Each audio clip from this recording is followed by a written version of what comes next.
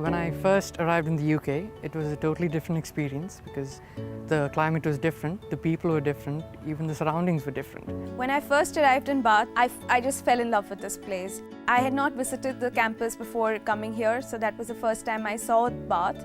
I just heard a lot of good things about it, so I was really impressed. Bath is very welcoming. Every person I've met is very friendly, and it's such an international culture. The best thing has been the cross-cultural interaction I have on a day-to-day basis, and that has really opened my mind to different cultures, different people, and the way they behave.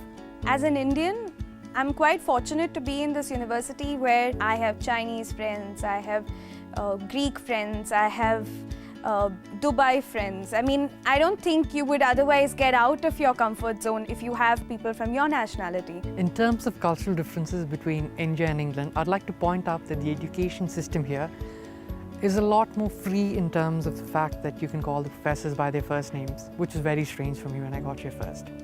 Here, there is a lot of emphasis on independent study, a lot of emphasis on research.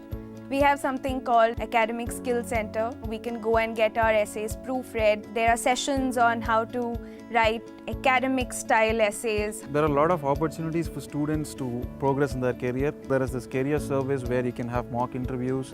They can counsel you or they can guide you the right way as to how to approach companies or how to network and develop certain skills. Life as a student in Bath can be enjoyed in various ways. For me, as an architect who loves old buildings, Bath is like a heaven. It's like a dream come true just to come here, walk around the streets, take pictures. And as an amateur photographer, it also intrigues me that every street looks the same but is quite different from each other at the same time.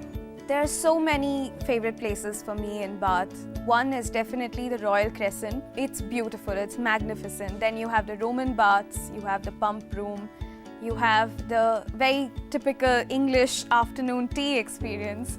So not like any other city in the UK. My favorite activity would be Sunday evenings when I go for my ballroom dancing classes. It's actually the most challenging because I've never danced before in my life, and I've been doing a lot of other activities, voluntary work, whether it's fundraising, whether it's other things. And this has been the best part of my life here in Bath, and it probably has just enriched me with a lot of more confidence and a lot of more skills that I would have never acquired otherwise.